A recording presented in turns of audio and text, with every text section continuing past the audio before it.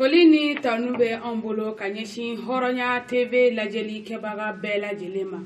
Mali kono ani Mali koka au bismillah au ka bamanaka kunafoni kenaka ka be jumama Octobre kalo tile mugan ani fila san ba fila mugan ani kelen Nabila Isa ale ka bangeni san jati la an bɛna minnu kɔnɔ kuma ɲɛfɔ aw ɲɛna bakuruba fɔla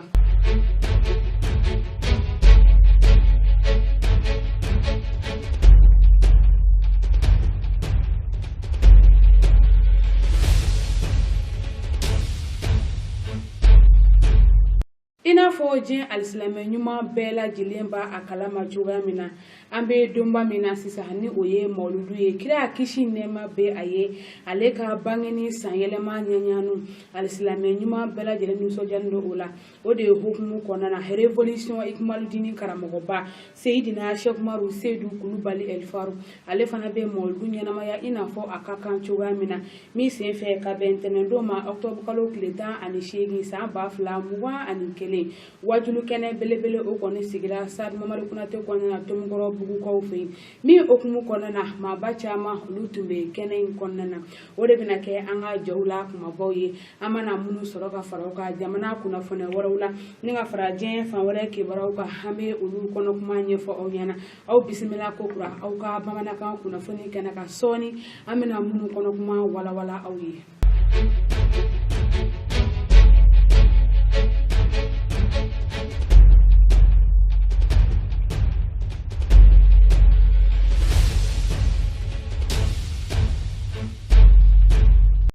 Mahamadu Mustafa kisi ani nɛɛma bɛ a ye ale ka bangeni san ɲɛnama ɲaɲanu okumu kɔnɔna na révolution Ikmaludini karamɔgɔba Seyidina Sheikh Umaru Seydou Kulubali El Faru a ye wajulu kɛnɛ belebele ɲɛnamaya Tomukɔrɔ bugukaw fɛ ni o ye kira ka bangeni yɛrɛ wajulu kɛnɛ ye min sen fɛ maaba caman olu tun bɛ kɛnɛ in kɔnɔna na minnu bɔra diɲɛ fantan ani naani bɛɛ lajɛlen na ka na mawludu ɲɛnamaya an karamɔgɔba fɛ n'o ye Sheikh Umaru Seydou Kulubali El Faru ye min okumu kɔnɔna na TV hɔrɔnya ale kɔni ye munumunu salo kɛ mɔgɔw ni ɲɔgɔn cɛ ka se ka ɲininkali tɛngu mɔgɔw la minnu bɛ kɛnɛ kɔnɔna na ka daminɛ jagokɛlaw la fo ka taa se maa minnu bɔra dugu wɛrɛw la minnu bɔra jamana wɛrɛw la ka na mawludu ɲɛnamaya an karamɔgɔba fɛ ne ni aw an ka TV hɔrɔnya ka o seereya jaw lajɛ kabi ala ye diɲɛ dan a ye maaw fisa ni ɲɔgɔn ye ka denw fɛnɛ fisaya ni ɲɔgɔn ye o togoya kelen na maa min ka fisa ni ala ka danfɛn bɛɛ ye o ye fɔlɔmaw kuntigi ye ani labanmaw kuntigi ni o ye kira Muhammadu Mustafa ye sallallahu alayhi wa sallam ba Minata deni Abdulayi den cɛ mun kɛra hinɛ ka na danfɛn bɛɛ ma ale ka bangeni hukumu kɔnɔna la révolution Ikmaludini Islamiya jɛkulu min sigilen no fo a ka mɔnɛ sama ka bɔ Ala subhanahu wa taala ka diinɛ na ka fara u karamɔgɔba kan u dajuru samabaga ni o ye kiraw ni nabiɲumanw tiɲɛtaba ye Seyidina Sheikh Umaru Seydou Kulubali Bahumu Kɔnɛden ni Baba Seydou Kulubali den Ayatulahi Fidini Ala ka kabako a ka diinɛ kɔnɔna na ka bɛn ntɛnɛn octobre kalo tile 18 san 2021 u ye wajulu kɛnɛ belebele ɲɛnamaya Tomukɔrɔ bugukaw fɛ Sadu Mamadu Kunate la o wajulu kɛnɛ kan mɔgɔw bɔra diɲɛ fantan ani naani bɛɛ lajɛlen na u sewale u nisɔndiyalen u munyamunyanen fari fɔninen ka na mawludu kɛ an karamɔgɔba fɛ Seyidina Sheikh Umaru Seydou Kulubali o kɛnɛ kan maa caman y'a ka nisɔndiya fɔlɔ yira mawluduko la a ka ja cɛba min ye nin donba ye yira u la ni o ye Faruku ye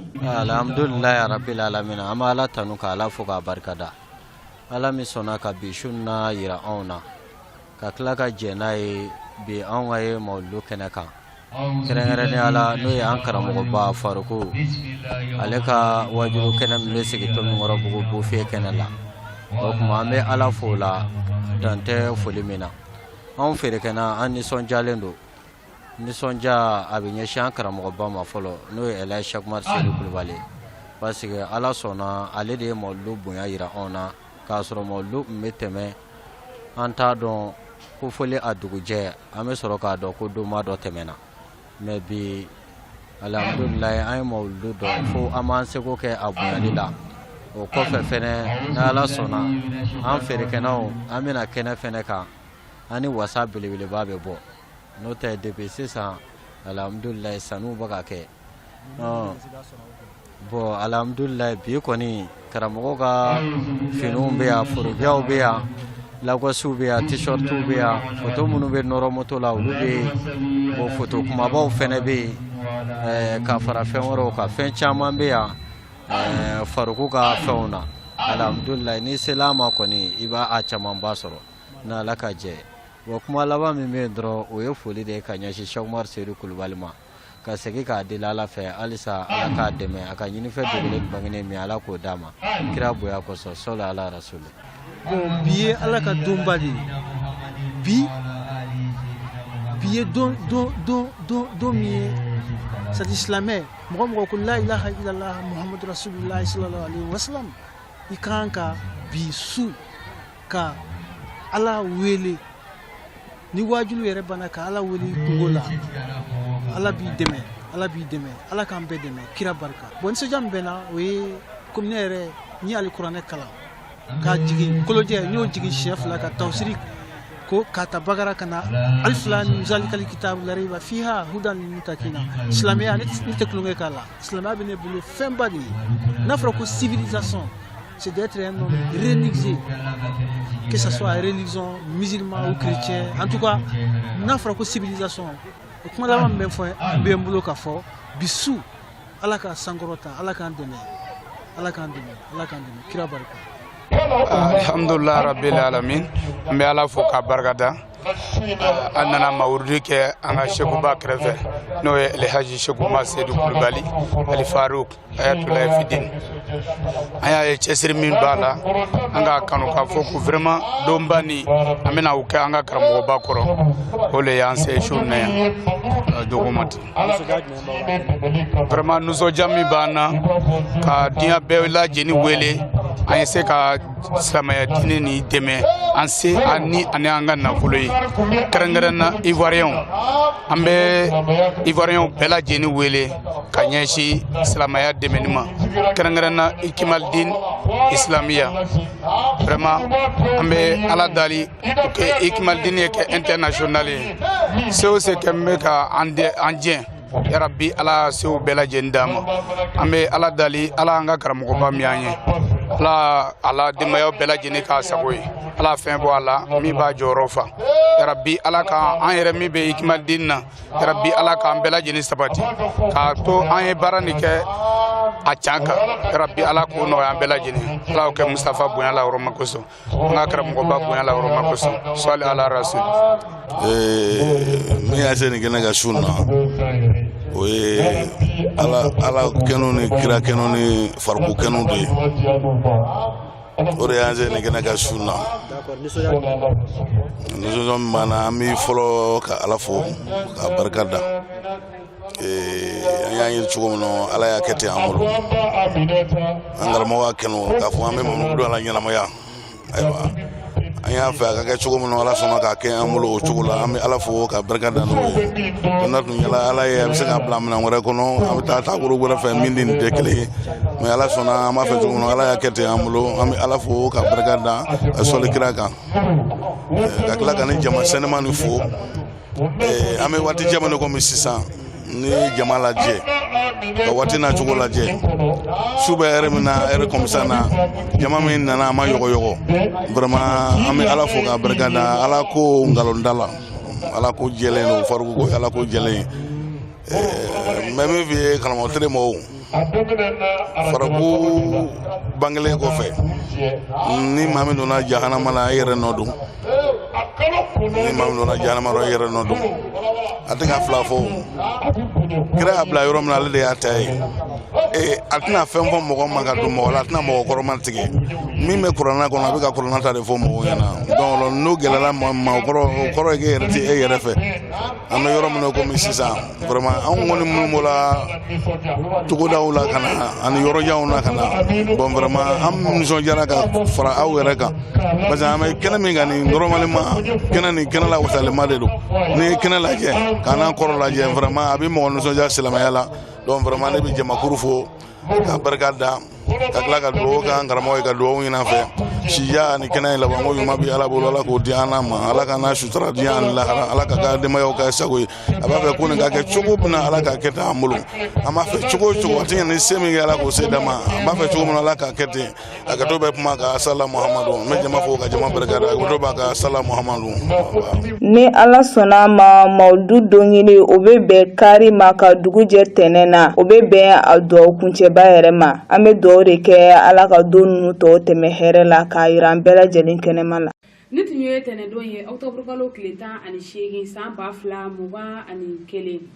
Révolution Hikmadini karamɔgɔba Seydina Cheikh Umaru Seydou Kulubali El Farou a ye mawludu bangeni waajulu min kɛ Stade Mamadu Konate kɔnɔna na Tomikɔrɔ Bugukaw fɛ yen hali bi an bɛ duwawu de kɛ mawludu in tɔ kuncɛ ko ɲuman ala ka o don ne ni aw bɛɛ lajɛlen garisɛgɛ la o bɔlen kɔ hali bi an bɛ aw ladɔnya k'a fɔ mawludu ko okumu kɔnɔna na tobilikɛlaw Jamiyatu Hikmadini kɔnɔna na olu fana ma to kɔ olu minnu bɛ tobiliw kɛ ka se k'a di mawludunaw ma hali bi ka tobili kɛ maa o maa ne nana mawludu ɲɛnamaya an karamɔgɔba fɛ la Cheikh Umaru Seydou Kulubali walasa dun ka fa o bɛ se ka sabati cogoya min na o de ye hukumu kɔnɔna TV hɔrɔnya ye munumunu salo kɛ tobilikɛlaw ni ɲɔgɔn cɛ ka se ka u ɲininka hali bi u ka nisɔndiyaw la u ka se ka u yira cogoya min na mawludu ko in hukumu kɔnɔna na ne ni aw an ka TV hɔrɔnya ka o jaw lajɛ. A kɛɲɛ ni mawludu ye ni o ye kira a kisi ni nɛɛma ba ma ale ka bangeni san kunbɛn ye ni mawludu kalo jɔra fo ka taa se mawludu tɛmɛli ma Hikmadini Islamiya kɔnɔna na cɛsiriw bɛ bonya kosɛbɛ janko an donna mawludu dɔgɔkun kɔnɔna na su ni tile baaraw de bɛ sen na bɛɛ n'i ka baara o de ye hukumu kɔnɔ bi sɔgɔmada in na an ka wulikajɔ y'an se an ka tobilikɛyɔrɔ la ka se ka na olu fana ka baaraw tagabolo lajɛ u bolo ani nisɔndiya min b'u kan u ka baara la an nana sɔrɔ u bɛɛ fari fo ni nisɔndiyalen b'u ka baara la u yɛrɛ ka fɔ la su ni tile daga t'i jigi an bɛ belebele ka kɛnɛ kan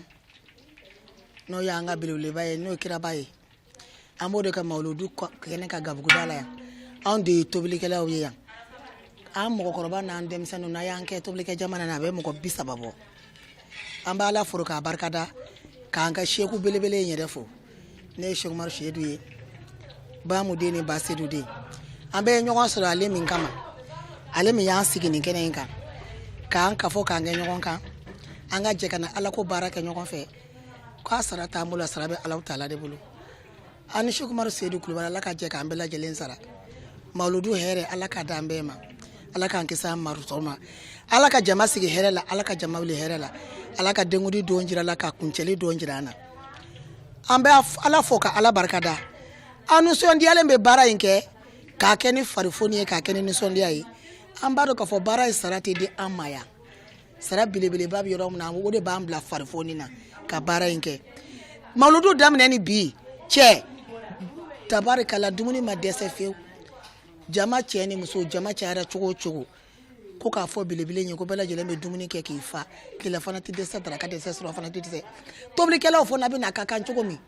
ka na tobili in kɛ an mana daminɛ kabi sɔgɔma su balan jɛlan bɛɛ la b'an sɔrɔ yan équipe dafalen ka baara in kɛ komi a ka kan cogo min na an bɛ belebele in fo ala ka fɛn bɔ a la min ka fisa n'a ye yarabi an ala ka fɛn bɔ a la min ka fisa n'a ye siri ni kɛnɛya caman ye masa ramani bolo ala k'a caman d'a ma kɔrɔsi ala k'a d'a ma ala ka san caman yira ani fariku la ka san caman belebele yira an na k'a yira n'a ye si ye k'a yira ni kɛnɛya ye mawludu musaka ala k'a nɔgɔya ye ala k'a nɔgɔya tɔnden bɛɛ lajɛlen ye an b'a fɔ k'a barikada fɛn fɛn bɛna tobilikɛyɔrɔ in na fɛn min b'aw natɔ sɔrɔ ala aw kana to k'aw tatɔ sɔrɔ k'an tobilikɛ ɲɔgɔn bɛɛ fɔ k'a barikada k'u fo n'u ka cɛsiri ye k'u fo n'u ka jija ye bɛn de bɛ anw fɛ gabuda la karama de bɛ anw fɛ yan halisa k'a fɔ belebele ɲɛ k'a ka dugawu k'an tobilikɛlaw ye si ni kɛnɛ labanko ɲuman tobili in kɛnɛya a n'a farifoni ala k'a d'an bɛɛ lajɛlen ma ala ka fɛn bɔ ala min b'a jɔyɔrɔ fa asalamu alaikum. Nisɔndiyaba de bɛ anw na bi an bɛ alakira ko de la ani fariko ko fariko de ye mawludu bonya yira anw na n'i y'a ye anw bi yan bi an ye ɲɛmɔgɔw ye mais an ma fisa ni an kɔmɔgɔw ye an bɛ exemple de di an kɔmɔgɔw ma sanga ni wagati bɛɛ ni exemple di i kɔmɔgɔw ma u bɛ fɛnɛ bɛ kɛ kɔmɔgɔ ɲuman ye fariko ya an dege o de la a y'o leçon de di an ma k'an ka kɛ ɲɛmɔgɔ ɲuman ye pour que kɔmɔgɔw fɛnɛ bɛ ɲa awɔ an bɛ u dɛmɛ u ka baaraw la su ni tile e yɛrɛ ɲɛ bɛ madame Sila n'an tɛnɛ n'a timina ka di a bolo bɛ baara bɛɛ la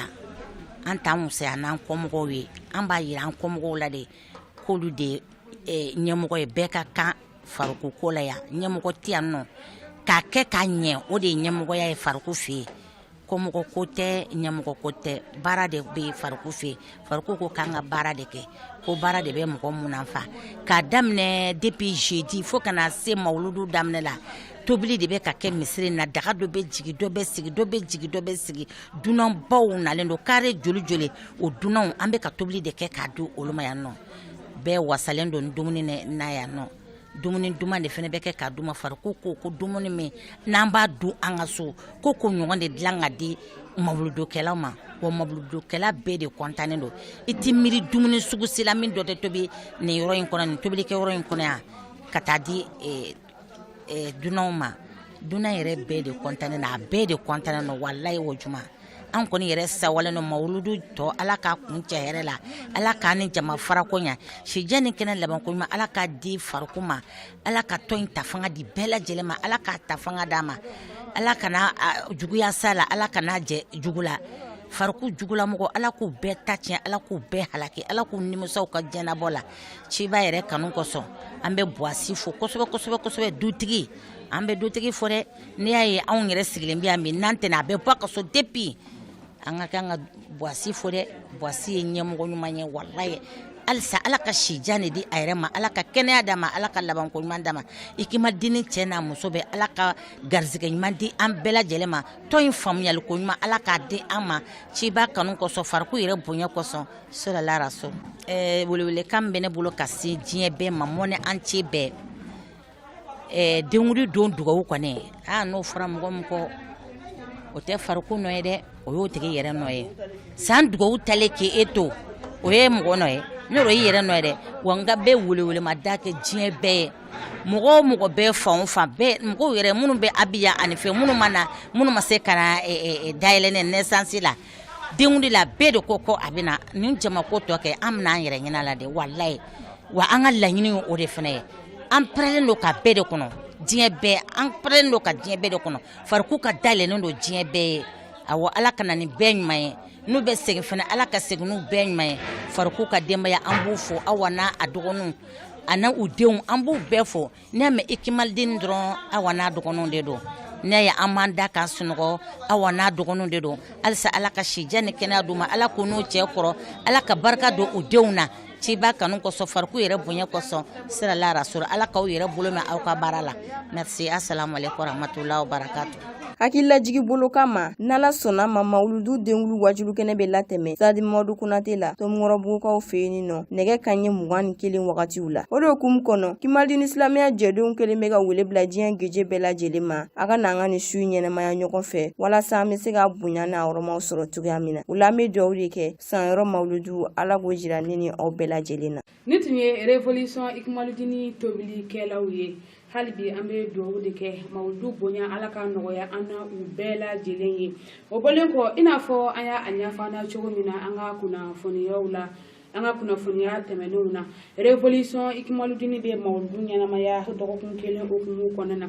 k'a daminɛ bangeni na fo ka taa se mawuludu yɛrɛ kabako kɛnɛma u bɛ programme bɔ a kɔnɔna na ka se ka o ɲɛnamaya quartier ni quartier o de ye sen fɛ ka bɛn araba don ma octobre kalo tile 20 san 2021 mawuludu programme dɔw kɔni taara ɲɛnamaya Lafiyabugu Saba terrain sanfɛ ni min kɛra farikolo ɲɛnajɛ min bɛ wele ko rugby min hukumu kɔnɔna na maaba caman olu tun bɛ kɛnɛ kɔnɔna na minnu taara nin kɛnɛ seereya ka se ka faamu sɔrɔ nin kumakan na Basedu Kulubali ale bɛ ɲɛfɔli caman ka ɲɛ Hɔrɔnya TV tɔgɔ la. Jamiyatu Ikimadini Silamɛya bi dɔgɔkun kelen de kɛ mawuludu ɲɛnamayali la. Bangeni wajulu kɛnɛ sigilen kɔfɛ tɛnɛ octobre kalo tile 18 tarata ka baara dɔw fana latɛmɛ Banangabugu Kaliso terrain sanfɛ wulada ani sufɛ. Kunu araba dɔnba kalo tile 13 1443 kira ka hijira san jati la octobre kalo tile 20 o baaraw latɛmɛna Lafiyabugu Saba terrain sanfɛ min tun bɛ tali kɛ farikolo ɲɛnajɛ la n'an k'a ma ko rugby bululandolanci nka danfara ragabi ale fana ni basketi ni ɲɔgɔn cɛ. Nɛgɛ kɛɲɛ 17 bi taa se waati min na sira dila ntolancilaw ma wali kelen farikolo ɲɛnajɛ kɛbaw ma u ka don terrain kɔnɔna na ka se ka u ka seko ani dɔnko jira. Wa maaw fana bɔra fantan ani naani bɛɛ lajɛlen Lafiyabugu ni a lamunu na ka se ka na ni kɛnɛ belebeleba in seereya a bonya ni a hɔrɔnmaw kosɔn ka na u ɲɛ daamu ni nin ntolanci in lajɛli ye ani ka Ala fo ka Ala barikada kokura ka sabu kɛ an bɛ Mamadu Musafa kisi ani nɛɛma b'a ye ale ka bangeni duwa farancɛ kɔnɔna na. Wa k'aw hakilila jigi k'a fɔ nin ye nin baara in ta ko filanan ye Lafiyabugukaw fɛ yen nɔ salon ko Mawuludu dɔgɔkun kɔnɔna na nin baara kelen in latɛmɛna min ni a sababu ɲuman bɛɛ ye an karamɔgɔba ni an ɲɛjɔyɔrɔ Sedina Sheikh Umar Seydou Kulibali Faruku ye Ayatullahi fi dini. Ala ye belebele min yamaru ni a ka diinɛ n'a ma siran jalakiliba ka jalakili ɲɛ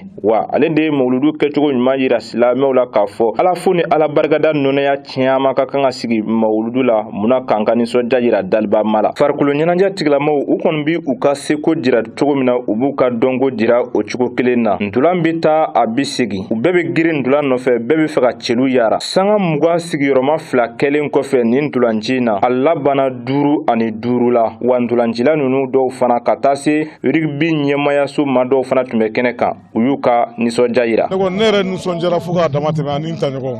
parce que le fait même que u y'an wele k'a fɔ ko Mawuludu ɲɛnajɛ bɛ yen Mawuludu don dɔ fana silamɛya ni farikolo ɲɛnajɛ de fana bɛ taga mɔgɔ caman bɛ olu t'o dɔn. N bɛ se ka min fɔ rugby kan rugby ye sport min ye an fɛ yan sisan sport min don a koladɔnnen don a mɛnna mais anw de t'a dɔn sinon a bɛ Mali kɔnɔ a mɛnna. An ka don a la fana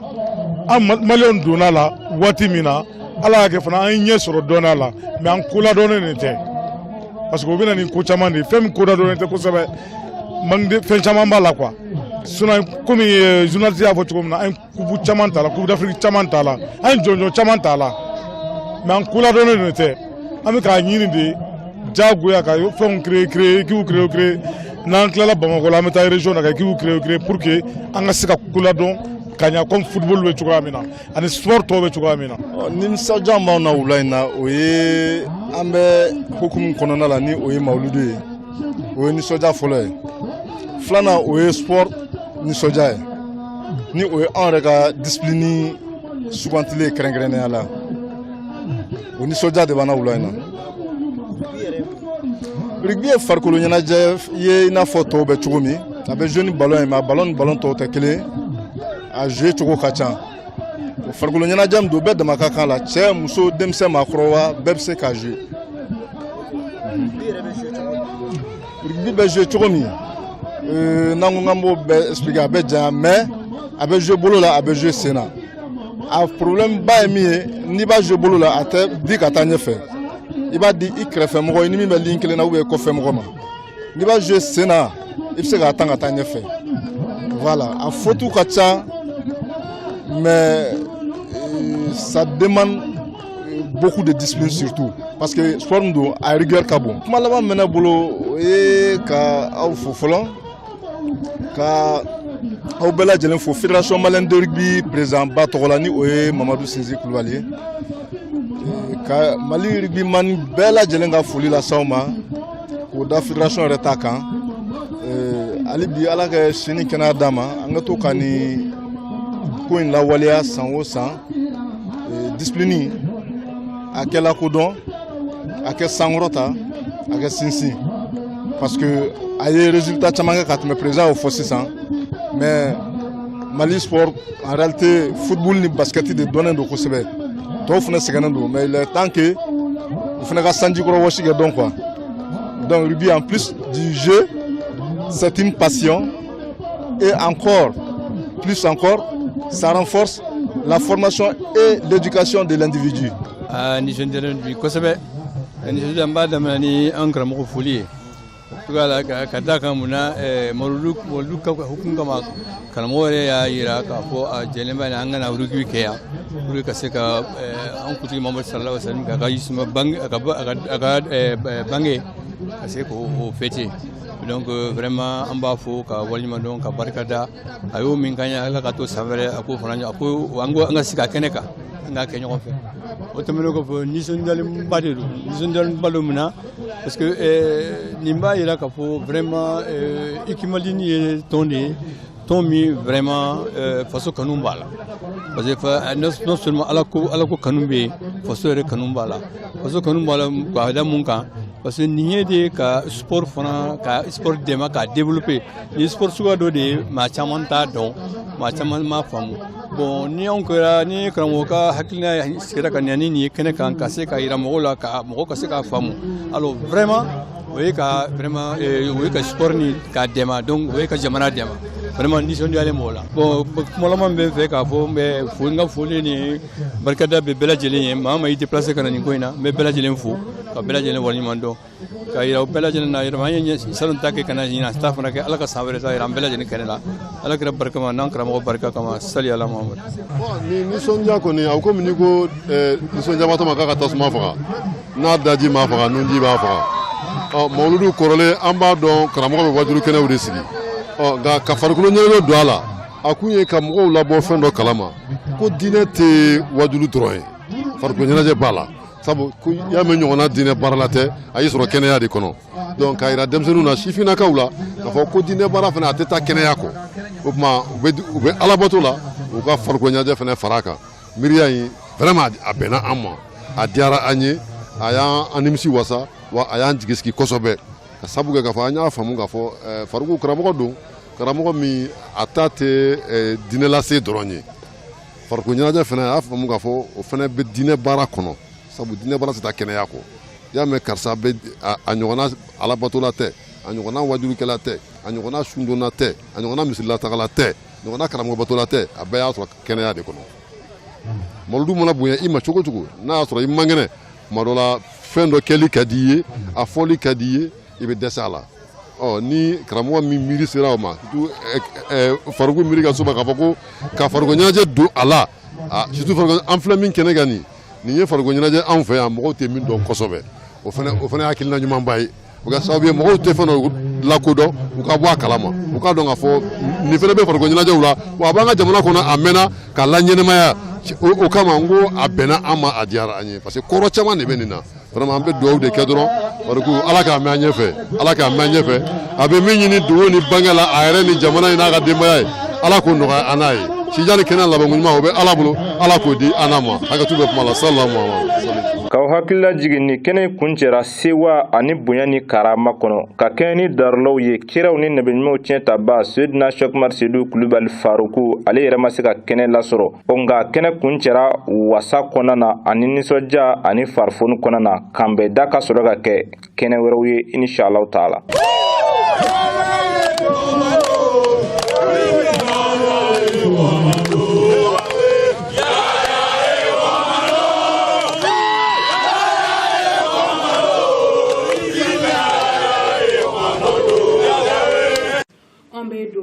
hali ala ka mawlidin tɔ kuncɛ hɛrɛ la kira yɛrɛ bonya kama sɔli ala rasuli o bɔlen kɔ an bɛ alɔdunya k'a fɔ jɔfɛn o jɔfɛn o kɔni ye dafɛn ye don dɔ la o de ye hokumu kɔnɔna na an balimakɛ Umaru Arama ala ye a ka kalifa minɛ a la min ka jananja baaraw bɛɛ lajɛlen kɛra ka bɛn arabadon ma octobre tile 20 san 2021 min hokumu kɔnɔna na maba caman olu tun bɛ kɛnɛ in kɔnɔna na an karamɔgɔba Elhaji Cheikh Umaru Seydou Kulubali El Farouk ale yɛrɛ tun bɛ kɛnɛ in kɔnɔna na TV hɔrɔnya ye jaabi sɔrɔ ye ne ni aw an ka ɲamada olu fɛ ni an ma ban nali ma an tɛna ban taali ma an balimakɛ ani an jɛɲɔgɔn Alahu subhanahu wa ta'ala ka diinɛ sira kan Umar Arama ala ye ale ka kalifa minɛ a la Umar Arama faso ye Mopti jamana ye nka sigiyɔrɔ tun bɛnnen don Bamako ma Ikimaldini Islamiya bolofara min bɛ Misira Bamako sigida 2nan kɔnɔna la o komite ɲɛmɔgɔ de tun ye Umar Arama ye Umar Arama ye duloki bɔ k'a da pour ka se ka Alahu subhanahu wa ta'ala ka diinɛ dɛmɛ tarata Octobre kalo tile 19 san 2021 Ala ye Umar Arama ka kalifa minɛ a la k'a sabu kɛ kasara dɔ kɔni ye n'an k'a ma ko accident. Umar Arama a jɔda kɔni tun ka bon kosɛbɛ Ikmadin Islamiya ka baaraw la. O de kama ka kɛɲɛ kɛ ni araba ye Octobre kalo tile 20 san 2021 cɛw ani musow, denmisɛnw ani maakɔrɔbaw, balimasiraw, terisiraw, diinɛ ɲɛmaw bɛɛ kɔni bɔra ka taa Umar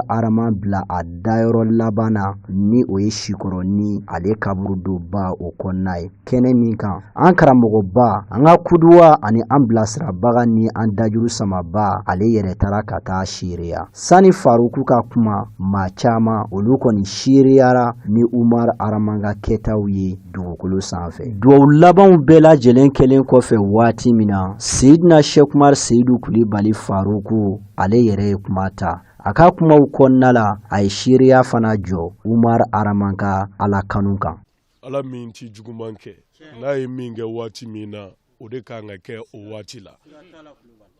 An bɛ Ala tanu lahalaya bɛɛ kan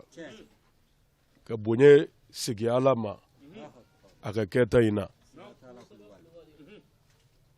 N'a ye min kɛ o de ka ɲi. An y'a ɲini Ala fɛ a ka kisi nɛɛma kɛ Mustafa kan, a k'a ka somɔgɔw kan, a k'a ka nɔfɛtuguba ɲuman bɛɛ kan. An bɛ kanu foli ɲɛsin ni jama sanuma in bɛɛ ma k'a ɲini Ala fɛ a ka kisi n'a ka hinɛ n'a ka barika Ala k'o jidi an bɛɛ kan. An ka ɲɛmaa minnu bi yan alimamiw na ni an karamɔgɔw la n'an ka sekuw la an bi u fo k'u barika da. K'a ɲini Ala ba fɛ Ala ka sija ni kɛnɛya ni labanko ɲuman di an n'u ma. Dɔnni min b'a n'u la Ala m'a jidira. Ala ka garijɛgɛ ɲuman di an n'u ma. Ala k'an bɛɛ bolo Ala ɲɛsiranya tiɲɛ kan. Ala k'an bɛɛ fatu Ala ɲɛsiranya tiɲɛ kan. Ala k'an fara Ala ɲɛsiranya jɔnw kan. Ala k'o k'an ye kira bonya kama sɔla Ala rasuli. Nin sigi in na a bi diyagoya Faruku kan an ka dakuruɲɛ 2 fɔ. N'o tɛ Ala b'a dɔn an ni darura min bi yan sɔgɔmada in na. O la Umar Arama an bi seereya jɔ a ye. An balimakɛ y'an fo k'an yera. Yeli in kun ye kɔmɔgɔw jigi sigili de ye. N'o tɛ ale yɛrɛ tɛ. N b'a fɔ ne b'a fɛ kaburu kɔnɔ yen de. Wa n b'a fɛ fo Ala ɲɛkɔrɔ. Sabu ani danaya min donna kaburu kɔnɔ o ye ne ka sira de ye. A ye sira min minɛ ne bolo a n'o de donna kaburu kɔnɔ wa n'o de bi jɔ Ala ɲɛkɔrɔ. O la ne y'a seere kaburu kɔnɔ, ne y'a seere Ala ɲɛkɔrɔ. O ka bon ni farikolo ka seereya ye. Wa o ka bon ni farikolo ka yeli ye. Danaya min b'a bolo ye o ye ne ka danaya ye. O la ye ɲɛna in ye kɔmɔgɔw jigi sigili ye mais ale yɛrɛ tɛ. N'a y'a sɔrɔ a dara Faruku la kelen bi danaya sera 100 na. Sabu Faruku ko ye min ye bi kɔni ale y'o dɔn sa. A tiɲɛ walima a nkalon. O la ale ta ko tɛ. An bɛ seereya n'a ye. Ala kira ka kuma kɔsɔn kisi nama b'a ma. Don dɔ la su 2 tɛmɛna kira la. Su fɔlɔ tɛmɛnen u ko ɲumankɛlaba don. Kira ko wajabat. Su 2nan u ko jugumankɛlaba don. Kira ko wajabat. U ye kira ɲininka nin kumakan 2 kɔrɔ ye jumɛn ye? Ɲumankɛla wajabat, jugumankɛla wajabat. O kɔrɔ ye mun ye? A ko yala fɔlɔ min tɛmɛna aw de mɛ seereya ko ɲumankɛla don wa? U ko an m'a da la a y'o de kɛ. Kira ko wa maaw seereyara ni maa o maa ka ɲumanya ye tiɲɛ ka i salen kɔfɛ k'o tigilama donni wajibiyara Ala yɛrɛ ka alijinɛ kɔnɔ. Jugumankɛla maaw seereyara ni maa o maa ka juguman ye ko i donni wajibiyara jahanama kɔnɔ. A ko o de kama n ye wajabati fɔ ɲumankɛla ni jugumankɛla kan. O kumana ka seereya ni su ka ɲumanya ye a kɔfɛ a bi jigisigi di k'a fɔ a bɛ Ala ka hinɛ na. Umar Arama an y'a dɔn ni tiɲɛ minɛli de wa an y'a dɔn ni tiɲɛ kɛli de an y'a dɔn ni tiɲɛ dɛmɛli de a tiɲɛ kan sigasiga foyi tɛ min na. N tɛ so dɔn mais Bamakɔ yan ale si ɲɔgɔnnaw bɛ min na bɛɛ b'a dɔn. Bɛɛ b'a dɔn. Jɛnɛya, sunguruba ɲini, gulɔmi, dɔrɔkuta, mɔgɔ faga o n'a bɔɲɔgɔnw a si ɲɔgɔnnaw b'o de la yan. wahalu ti korofo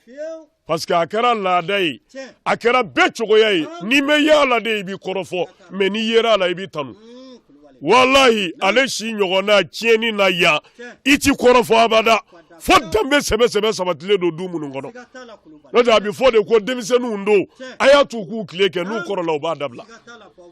me ki toni shila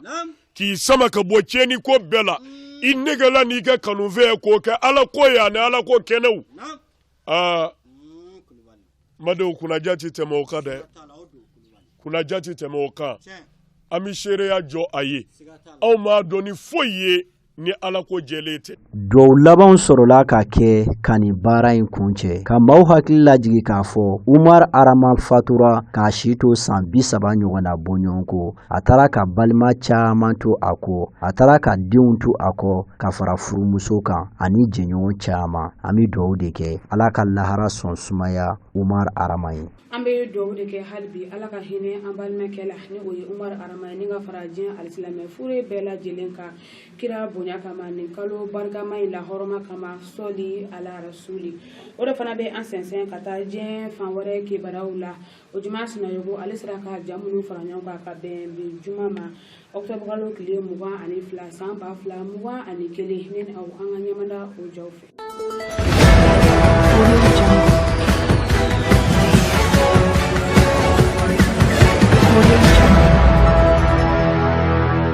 jamana nyema kalafili baaraw bina sigi senkan Faransi jamana kɔnɔna la san 2022 natai ni o ye san 2022 ye wacɛbɔw ani fɛɛlɛtɔnw olu bɛ wuli ka jɔ ni cɛsiriw la an bi waati min na iko bi fɛɛlɛtɔn min bɛ n'an ko parti socialista olu kɔni ye u tɛgɛ ɲɛsin u ka cɛbɔ kɔni ma ka kɛɲɛ ni jamana nyema kalafili nata baara ɲɛbila baaraw olu kɔni ye magɛrɛ tɛ ni ye Faransi faaba yɛrɛ ta k'a lajɛ Paris o yɛrɛ marakafo ma ɲɛmaba ni mɛrɛ do muso do a tɔgɔ Anne Hidalgo u ka fɛɛlɛtɔn parti socialiste maw olu kɔni ye danaya ta k'a da ni muso kofɔlen kɔni kan wa a ma kɛ ko balilen kɔni ye ka sabu kɛ kɛmɛ sarala ma 72 fɛɛlɛtɔn maw la olu bɛɛ ye danaya da ni cɛ kofɔlen kɔni kan ani maa min kɔni tun bɛ ɲana o ye Mans yɛrɛ marakafo ma ɲɛma ye ni o ye Stéphane Le Foll ale kɔni ye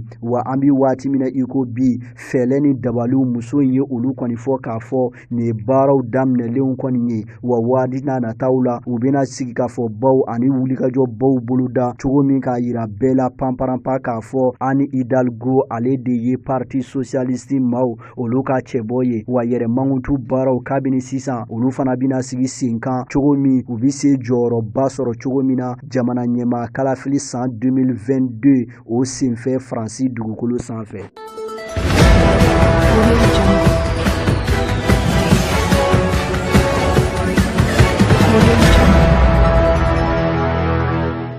lajɛrɛba min bɛ kɛ diɲɛ setigi jamana baw fɛ n'an ko a ma ko COP 26 i b'a ye k'a fɔ o COP 26 in de kan ka sigi sen kan k'a daminɛ octobre kalo nata tile 31 ka taa bila novembre kalo ale tile 12 kɔni na ni waati in kɔni na waati yɛlɛma kunkanko kibaruyaw o musoba dɔ bɛ yen min tɔgɔ Greta Thunberg denmisɛnnin don nka kunkolo kɔni bɛ a kan da la ale kɔni y'a ka dusu kami ani a ka nisɔngoya yira ka ɲɛsin diɲɛ seleke naani a setigi jamana ba ninnu kɔni ma ka sabu kɛ ko u mago foyi kɔni tɛ waati yɛlɛma kɔlɔlɔw olu kɔni na ni waati in na a y'a yira k'a fɔ cogo min olu mankan ka bɔ siga foyi kɔni tɛ min na olu ka ɲi ka wajibiyali de kɛ nin waati in kɔni na COP 26 ani ka fara diɲɛ seleke naani lajɛrɛbaw olu kɔni kan u ka fɛɛlɛw de ka ɲi ka kɛ nin waati in na ka maaw fara ɲɔgɔn kan ka hakilinaw ka olu kɔni sɛbɛkɔrɔ jagabɔ cogo min waati yɛlɛma kɔlɔlɔw kana se ka digi kɛ maaw olu kɔni na ka maaw hakili lajigi hali bi k'a fɔ Greta Thunberg a y'a yira k'a fɔ u ka ɲi ka fɛɛlɛ ni dabaliw ka olu bɛɛ lajɛlen kɔni ɲini ka programme baw ka olu kɔni boloda cogo min dugukolo bɛ se kisi cogoya min na waati yɛlɛma kɔlɔlɔw olu kɔni ma ka kɛɲɛ ni diɲɛ seleke naani tɔnba Nations Unies ka jateminɛ dɔw ye an'u ka gafe dɔ ye min bilara sen kan septembre kalo cɛmancɛ waatiw kɔni na u y'a yira k'a fɔ waati yɛlɛma dugukolo bina kalaya kosɛbɛ waati dɔw la ni fɛɛlɛw olu kɔni ma sigi sen kan.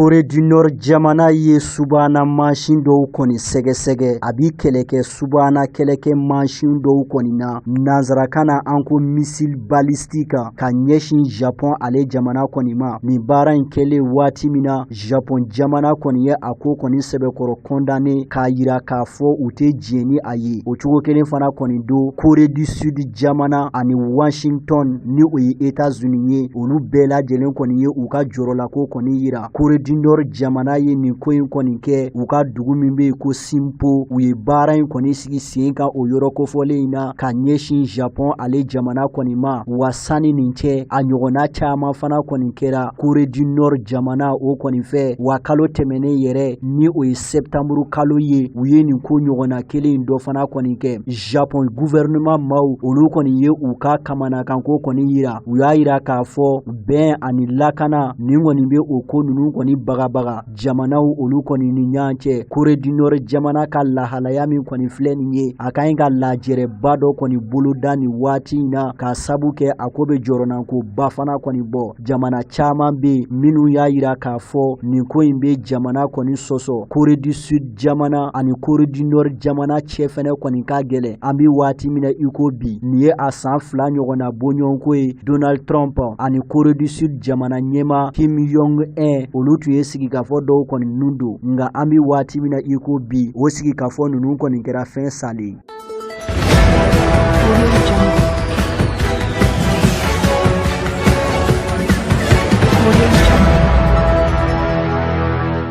Royaume-Uni jamana ka wasaden min kɔni bɔnɛla a nina maa dɔw fɛ juma tɛmɛnen wasadenw ye taasibila kɛ ka ɲɛsin nin maa kofɔlen ma wasaden ninnu bɛɛ lajɛlen kɔni tunna bɛnnen don vɛsi finman na wa u bɛɛ lajɛlen ye seereya kumaw kɛ ka ɲɛsin nin wasaden kofɔlen kɔni ma ni o ye Sir David Ames ale kɔni ye Sir David Ames maa tun do maa min tun kɛlen do k'a yɛrɛ di jamana baara o kɔni okumu kɔnɔna la Royaume-Uni ministre ɲɛma Boris Johnson a ye seereya kuma bɛɛ lajɛlen kɔni kɛ ka ɲɛsin nin maa kofɔlen ma a y'a yira k'a fɔ wasaden bulon mako bɛ maaw la maa minnu bɛ i n'a fɔ Sir David Ames yɛrɛ di la wa jateminɛ la ani maa bonya la a y'a yira k'a fɔ hali n'i ka hakilina ni David Ames ka hakilinaw kɔni tun tɛ kelen ye a tun bɛ i bonya i ka hakilinaw olu kɔni kan ka maaw hakili lajigi k'a fɔ nin kɔni taasibila in yɛrɛ kɔni kɛra yɔrɔ la yɔrɔ min n'an k'a ma ko Westminster ale ye Royaume-Uni duguba dɔ kɔni ye miniti kelen taasibila makun na o kɛra ka ɲɛsin nin cɛ kofɔlen ma ka foli labanw ka olu kɔni kɛ ka ɲɛsin a ma Sir David Ames ka denbaya maw olu kɔni taara ka taa taasibila kɛ fana ka ɲɛsin u ka cɛba in kɔni ma nin kɔni kɛra waati la waati min i b'a ye k'a fɔ nin fana ye a san 5 ye wasaden dɔ fana kɔni bɔnɛra a nin na min tɔgɔ Joe Cox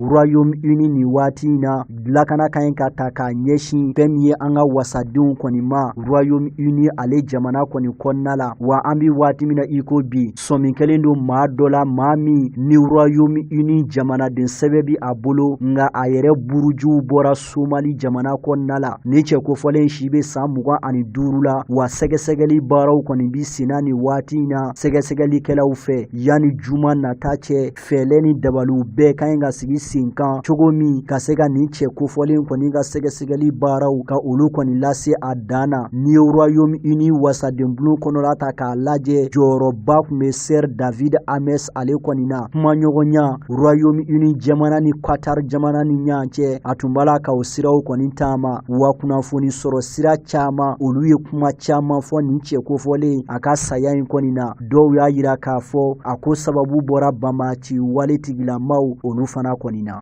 balima TV hɔrɔnya lajɛbagaw ne de bɛ dansigi kɛ bi an ka bamanankan kunnafoni na an bɛ dugawu kɛ an faso Mali ye ala ka Maliba in kolo suma ka madon da kelen fɛ ni ka o bɔ da kelen fɛ